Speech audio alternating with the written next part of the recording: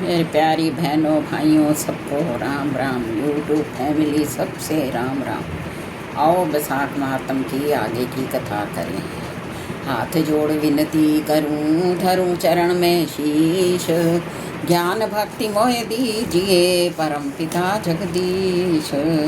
मैं अपराधी जन्म का नक्शक भरा विकार। तुम दाता दुख भंजना मेरी करो संभाल। क्या मुख लय विनती करूं, लाज लगे अति मोए। तुम देखत अवगुण करूं, कैसे भाऊं तो ये। दुर्गा दुर्गति दूर करो, मंगल कर सब काज। मन मंदिर उज्ज्वल करो, कृपा करके आज। सब कुछ दीना आपने, क्या भेंट चढ़ाऊं नाथ। नमस्कार की भेंट लो, जोड़ूं मैं दोनों हाथ। नमस्कार की भेंट लो, जोड़ूं मैं दोनों हाथ। बोल साचे दरबार की जय। कथा प्रारंभ होता है। विराजो श्री हनुमान, राम ते लक्ष्मण जानकी। सदा करो कल्याण, सियावर रामचंद्र की जय। पवन सुत हनुमान की जय। मेरे श्री गुरु महाराज की जय। बोलो भाई सब संतन की जय। बोल श्री विष्णु भगवान की जय। बोल बैसाख मातम की जय। 15वां अध्याय। राजा ने सारे शहर में ये सूचना कराई कि 8 वर्ष की आयु से लेकर 80 वर्ष की आयु तक का जो भी मनुष्य मेष की संक्रांति में सूर्य उदय से पहले स्नान नहीं करेगा, वह दंडनीय समझा जाकर शहर से निकलवा दिया जाएगा। पुत्र, भार्या, इष्ट मित्र चाहे कोई भी हो, जो बैसाख धर्म का पालन नहीं करेगा, मैं उसको चोर के समान समझूंगा। प्रातःकाल पवित्र जल में स्नान करो, स्थान स्थान पर प्याऊ लगाओ, यथाशक्ति योग्य ब्राह्मणों को दान तथा अन्य धर्म से कार्य करो। राजा ने प्रत्येक गांव में एक एक उपदेश करने वाला विद्वान ब्राह्मण नियुक्त कर दिया तथा 5 गांवों पर एक अधिकारी। इस प्रकार चक्रवर्ती राजा के शासन में ये धर्म वृक्ष सारे देश में विस्तार पूर्वक फैल गया। इस राज्य में जो पापी मर जाते थे वे भी वैकुंठ को प्राप्त होते थे। वैशाख मास में एक बार के स्नान से पापों से मुक्त होकर कोई प्राणी भी यमपुरी को नहीं जाता। इस कारण उस सूर्यवंशी राजा ने यम के सब लेखों को मिटा दिया। मनुष्य के जो भी पुराने कर्म थे सब नाश हो गए। बेचारे चित्रगुप्त के लिए लिखने को कुछ भी न रहा तथा सब नरक भी खाली हो गए। तब एक समय नारद जी यमराज जी के पास जाकर के कहने लगे कि राजन, नरक में पहले जैसे हाहाकार शब्द नहीं सुनने जाते हैं। चित्रगुप्त के पास भी लिखने को कुछ नहीं है। हाथ पर हाथ रखे मुनि बैठे हैं। बड़े बड़े पापी भी अब तुम्हारे लोक में नहीं आते। इसका क्या कारण है? तब धर्मराज कहने लगे कि हे महामुने, एक राजा पृथ्वी पर हुआ। अपने राज्य में उसने आज्ञा दी कि जो कोई बैसाख के धर्मों का पालन नहीं करेगा वह दंडनीय होगा। सो उसके डर के मारे प्राणी बैसाख मास के धर्मों का पालन करके वैकुंठ को जा रहे हैं। कर्मों के नाश से चित्रगुप्त के लिए लिखने को कुछ भी नहीं रहा और मैं काठ की मूर्ति के समान बैठा हूँ। अब मैं युद्ध करके उनको मारूंगा, क्योंकि मेरे पास अब काम कुछ ना रहा और सेवक को स्वामी का कार्य अवश्य ही करना चाहिए। यदि वे मुझसे नहीं मरेगा तो मैं ब्रह्मा जी के पास जाकर सब निवेदन कर दूंगा। इस प्रकार नारद जी से कहकर यमराज मृत्यु, रोग, जरा आदि सब सेवकों और अपने दूतों को साथ लेकर दंड धारण कर भैंसे पर चढ़ पृथ्वी पर आया और सिंहनाद करते हुए उस राजा की नगरी को चारों ओर से घेर लिया। इससे समस्त प्रजा अत्यंत भयभीत हो गई। राजा भी ये सुनकर कि यम ने नगर को घेर लिया है, अपनी सेना को सजाकर नगर के बाहर आया। राजा ने थोड़ी देर में ही मृत्यु काल तथा रोग और यमराज के दूसरे दैत्यों को मार करके भगा दिया। तब भैंसे पर सवार यमराज स्वयं राजा के सम्मुख आया और भीषण गर्जना करके राजा पर बाण चलाने लगा। राजा ने 3 बाणों से उसके धनुष को काट दिया। अब यम ढाल और तलवार ले राजा मारने के लिए चला। तब राजा ने उसकी ढाल तलवार भी काट दी और काले सर्प जैसी फुंकार मारता हुआ क्रोधित होकर एक बाण यम के मस्तक पर मारा। तब यमराज ने क्रोधित हो दंड उठाया और उसको ब्रह्मास्त्र से अभिमंत्रित कर राजा पर छोड़ दिया। उस समय बड़ा हाहाकार मच गया। तब विष्णु भगवान ने अपने भक्त की रक्षा हेतु सुदर्शन चक्र छोड़ा, जो युद्ध स्थल में आ दंड से युद्ध कर ब्रह्मास्त्र का निवारण करता हुआ यमराज को मारने लगा। ये देख वह भक्त राजा महमूद होकर चक्र की स्तुति करने लगा कि हे विष्णु भगवान के हाथ के आभूषण, शास्त्र बार तुम्हें नमस्कार है। भगवान तुमको सारे लोगों की रक्षा के लिए धारण करते हैं, क्योंकि जो देवताओं के द्रोही हैं तुम उनके काल हो। सो हे जगतपते, इस यम की रक्षा करो। ऐसी स्तुति सुनकर चक्र यम को राजा के पास छोड़कर स्वयं वैकुंठ को चला गया। फिर यम उदासीन होकर ब्रह्मलोक में ब्रह्मा जी के पास गया। उसको इस प्रकार देखकर सब सभागण विस्मित होकर आपस में कहने लगे कि यम का यहाँ पर कैसे आना हुआ। कहीं ब्रह्मा जी के दर्शन को तो नहीं आया। इसको तो कभी क्षण भर को भी अपने काम से अवकाश नहीं मिलता। देवता तो कुशल से हैं, ऐसी बात ना कभी पहले देखी ना सुनी। ये सब ऐसा कह ही रहे थे।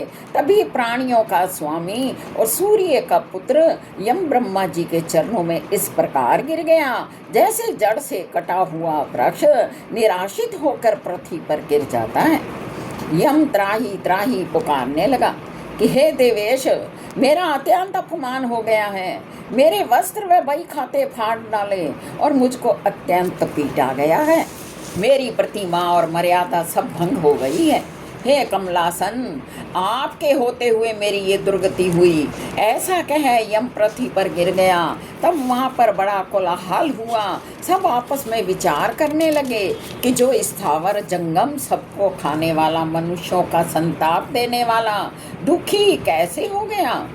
तब पवन ने आकर के ब्रह्मा जी की आज्ञा अनुसार सबकी वाणी रोक दी और अपनी विशाल भुजाओं से यम को उठाया। फिर समस्त संसार में विचरने वाला उदार बुद्धि पवन उसे आसन पर बिठाकर कहने लगा कि किसने तेरा अपमान किया और किसने तुमको तुम्हारे स्थान से निकाल दिया। तुम्हारे वस्त्र और बही खाते किसने फाड़ डाले। सो ये वृतांत तुम ब्रह्मा जी के सम्मुख कहो, जो सबके पिता में है। वे ही तुम्हारे दुख को दूर करेंगे। बोल श्री विष्णु भगवान की जय।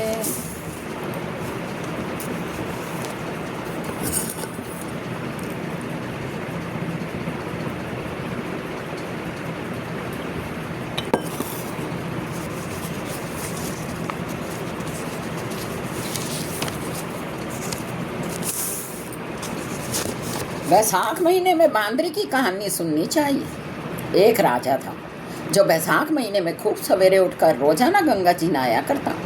राजा का हुक्म था कि मेरे से पहले कोई गंगा जी नहीं नहावे। एक बांदरी रोज राजा से पहले नहा लेती थी। राजा जब नहाने जाता था उसे पानी हिलता डुलता देखकर राजा को शक हुआ कि मेरे से पहले कोई नहाता है। राजा ने पहरा लगा दिया। गंगा किनारे एक पेड़ था जिस पर एक बांदरी बैठी रहती थी, जो राजा के नहाने के पहले ही नहाकर फिर पेड़ पर बैठ जाती। इस तरह नहाते नहाते वैशाख पूरा हो गया। एक दिन बांदरी को सिपाहियों ने देख लिया और राजा के पास ले गए और बोले, आपसे पहले बांदरी नहाती थी। राजा का प्रण था कि जो भी लुगाई मेरे से पहले नहाती होगी उसी के साथ मैं विवाह करूंगा। इसलिए राजा ने बांदरी से विवाह कर लिया। वैशाख नहाने के पुण्य से बांदरी के गर्भ रह गया। पूरे महीने हो गए। तब बांदरी ने राजा से पूछा कि बच्चा होने के समय मेरे को क्या करना है। तब राजा ने महल में टाली बंधवा दी और कहा कि जब तेरे दर्द लगे तब टाली बजा देना, तब मैं आकर के सब बंदोबस्त कर दूंगा। राजा की और भी रानियां थी जिनके कोई औलाद नहीं थी। बांदरी का बच्चा होने का सुनकर उनको नहीं सुहाया। टाली बंधी देखकर बांदरी से रानियों ने पूछा कि ये टाली क्यों बांधी है। तब बांदरी बोली कि बच्चा होने के समय राजा को बुलाने के लिए। रानियां बोली कि एक बार बजा के तो देख। तब बांदरी ने टाली बजाई और राजा आ गया। आकर पूछा तो बांदरी बोली कि रानियों के कहने से टाली बजाई है। तब रानियां बोली कि ये तो जानवर है, क्या पता कितनी बार बजाएगी। थोड़े दिन बाद जब बांदरी का बच्चा होने लगा तब बांदरी ने टाली बहुत बजाई, पर राजा आया नहीं। तब वो रानियों से पूछती है कि बच्चा कैसे पैदा करूं। तब वो बोली कि आँख पर तो पट्टी बांध ले और उखल में सिर दे दे। बांदरी के बैसाख नहाने के पुण्य से बहुत सुंदर बालक हुआ। होते ही रानियों ने उसे दासी को दे दिया और कहा कि इसे नदी में फेंक आओ, और बांदरी के भाटा रख दिया और राजा से कहलवा भेजा कि बांदरी के भाटा हुआ है। राजा ने संतोष कर लिया कि जब और रानियों के कोई औलाद नहीं है तो इसके कैसे होगी। उधर दासी ने बच्चे को नदी में नहीं डुबाया और कुम्हार की माटी के पास रख दिया। जब कुम्हार व कुम्हारी माटी लेने आए तो देखा कि बहुत सुंदर बालक है। तो वो बोले कि अपने कोई औलाद नहीं है, भगवान ने दे दी है, अगर तू इसे पाल पोस लेवे तो अपने घर ले चले। कुम्हारी राजी हो गई, पाल पोस करके बड़ा कर दिया। लड़के के इस बात का पता था कि बांदरी के लड़का हुआ है और दासी को मारने के लिए रानियों ने दे दिया था। एक दिन लड़का माटी के हाथी घोड़ा बनाकर कुएं पर आया और दासियां भी पानी भरने आई। तब उनको देख करके बोला कि मेरे माटी के हाथी घोड़ा पानी पी लो। तब दासी बोली कि कभी माटी के भी हाथी घोड़ा पानी पीते हैं क्या। तब वो बोला कि कभी बांदरी के भी भाटा हुआ क्या। यही बात दासियों ने रानी से जाकर के कह दी। तब रानी ने कुम्हार के लड़के के लिए जहर के लड्डू बना करके भेज दिए। भगवान की कृपा से जहर के लड्डू गोंदगिरी के बन गए। दूसरे दिन रानी ने दासी को भेजा कि देख के आ लड़का मरा या नहीं। लड़का मरा नहीं। तब रानी ने जिद करके कुम्हार को बस्ती से ही निकलवा दिया। कुम्हार जंगल में रहने लग गया। घनघोर के दिन आए। लड़का 108 करवा 108 गोली लेकर घड़े में पानी भर करके बैठ गया। जब राजा की और साहूकार की बेटियां घनघोर की माटी लेने आई तब पहले बगीचे में खेलने झूलने लगी। खेलते खेलते उनको प्यास लगी। तब लड़के से पानी मांगने लगी। लड़का कहने लगा कि मेरे पास गोली है, वो खाती जाओ, पानी पीती जाओ और मेरे बाहर के फिरते जाओ। पहले तो लड़कियां मानी नहीं, फिर प्यास के कारण राजी हो गई। लड़के ने अपने सामने आग जगा ली और लड़कियों को गोली खिलाता गया, पानी पिलाता गया, अपने चारों तरफ फिराता गया। सब लड़कियों के गर्भ रह गया। उनके माँ बापों ने उनका सावा निकलवाया तो पंडित बोला कि इनका तो विवाह ही हो गया है। बाद में उनके माँ बापों को उनके गर्भ रहने का भी पता चला। तब उन्होंने पूछा कि ये सब कैसे हुआ। लड़कियों ने लड़के की सारी बात बता दी। ये बात सुनकर सारे कुम्हार के पास गए और बोले कि तेरे लड़के ने इन सारी लड़कियों से फेरे ले लिए, अब इनको तुम ही रख। तब कुम्हार ने कहा कि मैं इतनी सारी लड़कियों को कैसे पालूंगा। तब उनके माँ बापों ने बहुत सारा धन के साथ छोरियों को विदा कर दिया। कुम्हार के 108 बहुएं आई, 108 पोते हो गए। एक दिन लड़के ने कुम्हार से कहा कि अपने इतनी सारी बहुएं, इतने सारे पोते हो गए हैं, अपने सारी नगरी को जिमाएं। कुम्हार ने सारी नगरी में राजा रानियों को न्योता दे दिया। बांदरी को छोड़कर राजा का सारा परिवार आ गया। तब लड़के ने राजा से बांदरी को बुलाने की भी आज्ञा ली और सोने की पालकी में बिठा करके ले आया। तब अपनी बहुओं को कह दिया कि बांदरी हमारे जन्म की माता है, इसे सोने की मोहरें देती जाओ और पोता गोदी में देती जाओ और पैर छूती जाओ। बांदरी ने सभी को आशीर्वाद दिया। राजा के ये बात समझ में नहीं आई कि लड़का बांदरी की इतनी खातिरदारी क्यों कर रहा है। रानियां समझ गई और बोली कि हमारा तो अपमान हो रहा है, हम तो यहाँ से जा रही हैं। तब राजा ने पूछा कि बांदरी की तू इतनी खातिरदारी क्यों कर रहा है। तब वो बोला कि ये हमारी माता है और पिछली सारी बात बता दी। जो दासी उसे नदी में गिरने गई थी वो भी वहाँ बैठी थी। दासी ने राजा को सारी बात बता दी। तब राजा ने सारी रानियों को तो दुहाक दे दिया और बांदरी सारी बहुआं और पोता और लड़के को गाजा बाजा के साथ घर ले गई। सबको अलग अलग महल बनवा दिया। लड़का राज करने लगा। तब राजा ने कुम्हार से कहा कि तुम दोनों भी हमारे साथ चलो, पर कुम्हार राजी नहीं हुआ। तब राजा ने उन्हें बहुत सारा धन दे दिया। सारी दुनिया कहने लगी कि बैसाख नहाने का इतना फल है तो सबको नहाना चाहिए। बांदरी बैसाख नाई तो राजा का राज पाई, एक बेटा 108 बहुआ 78 पोत पाई। हे भगवान, जैसे बांदरी को सुख संपत्ति मिली वैसी सबको देना, कहने सुनने और हुंकार भरने वाले को भी देना। बोल श्री विष्णु भगवान की जय। कथा समाप्त होता है, विदा हुए हनुमान। राम त लक्ष्मण जानकी सदा करो कल्याण, सियावर रामचंद्र की जय। पवन सुत हनुमान की जय, मेरे श्री गुरु महाराज की जय।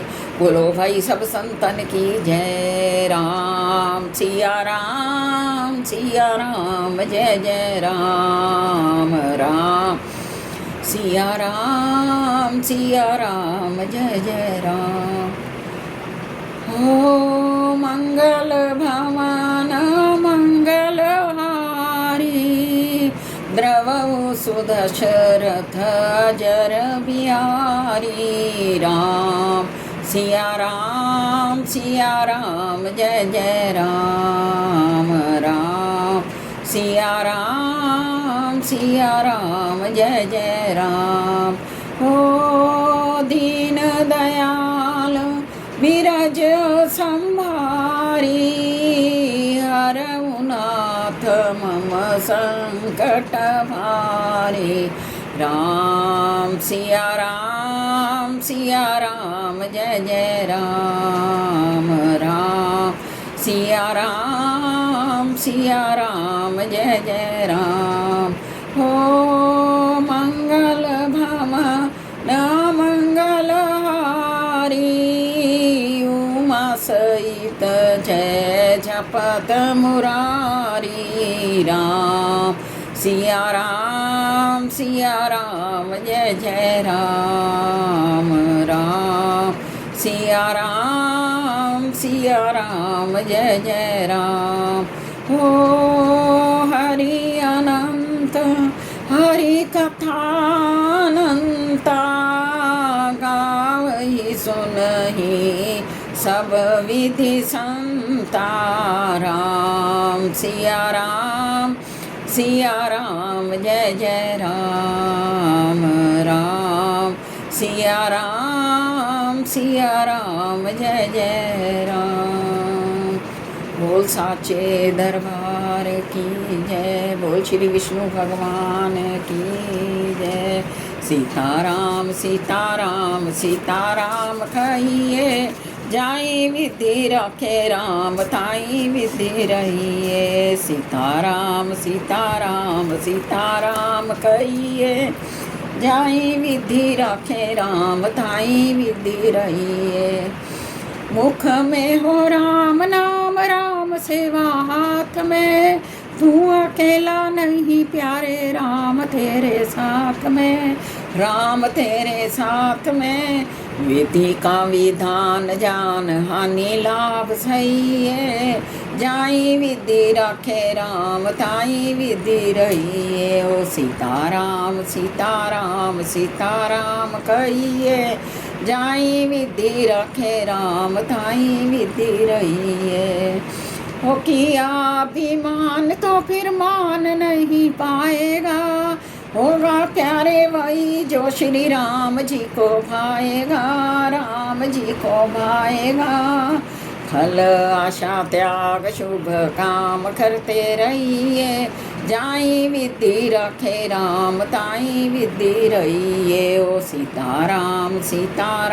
सीताराम कहिए, जाई विधि रखे राम ताई विधि रहिए। बोल श्री विष्णु भगवान की जय।